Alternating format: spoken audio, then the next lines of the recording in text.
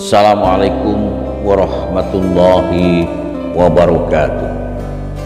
Bismillahirrahmanirrahim. Alhamdulillahirabbil alamin. Assalatu wassalamu ala asrafil anbiya'i wal mursalin Sayyidina wa maulana Muhammadin wa ala alihi wa sahbihi ajmain. Qala Nabi sallallahu alaihi wasallam, asra'ul khairi sawaba albirru wasilatur rahim wa asra'us sarri uqubah albaghi wa qatiyatur rahim. Shadaqallahu adzim. Amma ba'd. Al ulama warasatul anbiya, para kiai, punya ustadz-ustadzah, dai-daiyah, mubalik-mubalighah, para guru agama, juga para pemerhati, analis, ahli seni, ahli budaya, ahli adat, ahli sejarah, juga pada semuanya yang hadir, kaum agamawan, kaum musliman, dan hadir semua tengah-tengah dalam dakwah saya yang dirahmati oleh Allah Subhanahu wa Ta'ala.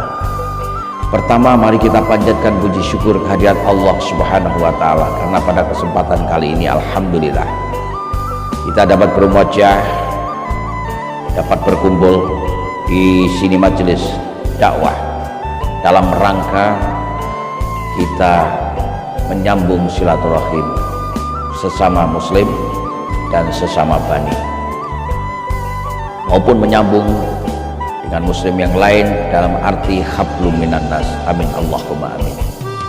Salawat beserta salam kita haturkan kepada Rasulullah Muhammad sallallahu alaihi wasallam. Semoga kita kelak besok yaumil akhir dapat syafaat dari Rasulullah Muhammad sallallahu alaihi wasallam. Hadirin yang berbahagia, jumpa kembali dengan Kanjeng Raden Tumenggung, Kiai Ali Tasdik Jawa Tinegrat, sarjana agama, pendakwah dalam maupun luar kota, hingga nuncuk pelosok di daerah Nusantara Indonesia. Bersama YouTuber saya Timiran Handoko, jangan lupa subscribe, dan fotografer saya Bang Faiz. Juga terima kasih para hadirin yang semua hadir di tempat mulia ini. Hadirin yang berbahagia, dengan berjalannya waktu maka tercermin suatu pengeroposan. Saudara-saudara semakin jauh, orang lain semakin jauh juga. Saudara yang ada kaitan dengan darah, kaitan dengan nasab, kaitan dengan keturunan sudah memulai memudar. Nenek sudah tidak kenal dengan cucunya, mertua sudah melupakan anak menantunya, bahkan anak menantu sudah lupa terhadap suami maupun iparnya, adiknya, hingga saudara-saudara yang lain, bahkan besan melupakan besan. Ini bisa terjadi pada zaman saat-saat ini. Sebab apa? Sebab dunia sudah tua renta, seperti seorang kakek yang sudah membawa tongkat di depannya. Kalau sudah membawa tongkat di depannya, otomatis mereka sudah beruban.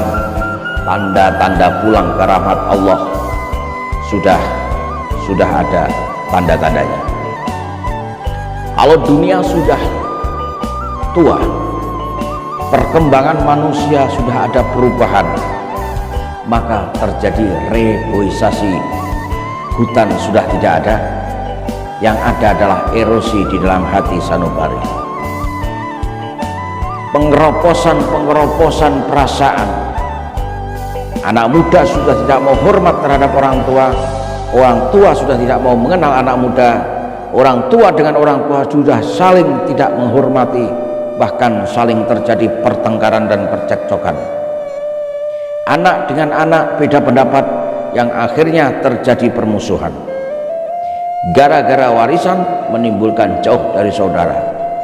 Gara-gara yang satu diperhatikan, yang satu tidak diperhatikan, mereka lenyap sudah apa yang diinginkan. Mereka sudah melupakan apa-apa yang ada di dunia, melupakan dari wasiat dan pesan dari leluhurnya untuk mengembangkan dan menghubungkan sanak kerabat. Mereka sudah lupa. Maka pantas hari ini dalam dakwah saya kasih judul, yaitu kebaikan itu adalah silaturahim. Apike kuwi ya iku nyambung silaturahim niku sing paling apik. Daripada apik tapi jerone mboten apik. Njabane apik, jerone dendam, jerone iri, jerone dengki. Ketika ada manusia maju, ketika ada temannya maju, ketika saudaranya mengalami perkembangan yang baik, iri. Ini adalah sifat setan yang diharuskan sifat-sifat ini dikubur jauh-jauh dari pandangan mata kita. Hadirin yang berbahagia, oleh karena itu supaya dunia ini tidak cepat tua, maka bergegaslah dunia ini kita hiasi dengan taman-taman lesan zikir kepada Allah, dengan doa-doa yang baik kepada Allah Subhanahu wa Ta'ala. Jangan sampai dunia ini kita taburi dengan kotoran-kotoran iri, dengki, serahi dan sebagainya. Jangan sampai dunia ini kita injak-injak dengan perkataan-perkataan yang kotor, julukan-julukan yang kotor, rasa dendam dan rasa sangat jengkel terhadap seseorang yang menimbulkan terjadi percekcokan dan kontradiksi di dalam kehidupan. Hadirin yang berbahagia, kebaikan yang segera datang dari Allah itu adalah silaturahim. Tapi permusuhan yang selalu hadir dan tepat hadir itu adalah wa asra'us sari kubah al-baghdiyadhim di asra'ul khairi sawaba al-bir wa silaturahim wa asra'us sari kubah al-baghyu wa qati'aturahim. Jadi perselisihan, permusuhan itulah yang nanti akan menimbulkan permusuhan yang datang. Oleh karena itu hadirin yang berbahagia, mari mumpung orang tua kita masih ada, satu di antara panjenengan sedaya mungkin sudah tidak punya orang tua, punya orang tua tapi hanya satu, ada juga yang sudah tidak punya siapa-siapa, hidup sebatang kara. Ini kalau zaman dahulu, hadirin yang berbahagia, orang-orang tua kita telaten untuk mengajak silaturahim ke sanak kerabat. Leluhur kita telaten untuk membenahi kehidupan-kehidupan yang kosong, yang penuh dengan kriminalitas. Membenahi supaya tidak ada kriminalitas, supaya tidak ada terjadi kekosongan di dalam kehidupan. Maka leluhur kita mengajarkan dengan nasihat-nasihat yang baik, ajakan-ajakan yang baik. Kalau sudah mengajarkan ajakan yang baik, maka timbul silaturahim yang baik pula di tengah-tengah masyarakat. Yang muslim menghormati yang muslim, yang non muslim toleransi dengan yang muslim. Hindu bisa baik dengan Buddha, Hindu dengan Kristen, Katolik hingga Islam dengan Kristen, baik juga semuanya. Ini terjadi kolaborasi, artinya hablum minannasnya terjadi kolaborasi. Masalah ibadah keyakinan masing-masing tidak ada kontradiksi, yang penting dijalankan sesuai dengan keyakinannya masing-masing. Tetapi untuk hubungan sesama manusia yang lewat perdagangan, lewat peternakan, lewat jasa, lewat kerja kantor, lewat kerja perusahaan, monggo silahkan.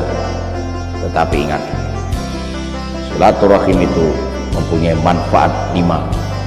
Yang pertama, dimudahkan rezekinya, karena jangan datang rezeki datang, apakah itu berupa pisang, apakah itu berupa kentang, ataukah berupa barang-barang yang berharga, dikasihkan, karena kalian semua mungkin jarang untuk datang, mendatangkan rezeki. Yang kedua, mengandung doa. Orang mau silaturahim pasti didoakan dengan baik. Tidak mungkin orang datang didoakan dengan jelek. Wes awakmu sarane suwerane tak dungane elek ben karepmu dhewe. Enggak mungkin, pasti didoakan. Matur nuwun gedhu. Matur nuwun ya Mas. Awakmu teko kene tak dungane muga-muga rezekimu lancar, sehat walafiat, selamat dunia akhirat. Pasti itu doanya. Yang ketiga, dengan silaturahim dijauhkan dari mara bahaya dan penyakit. Setan itu takut kalau manusia itu rukun. Setan itu takut kalau manusia itu mendatangi orang-orang yang alim dan alim. Dan setan itu takut apabila ada doa-doa kedamaian. Yang diinginkan setan adalah keinginan mereka terjadi pertempuran dan percekcokan di dalam sanubari. Itu kelakuan setan.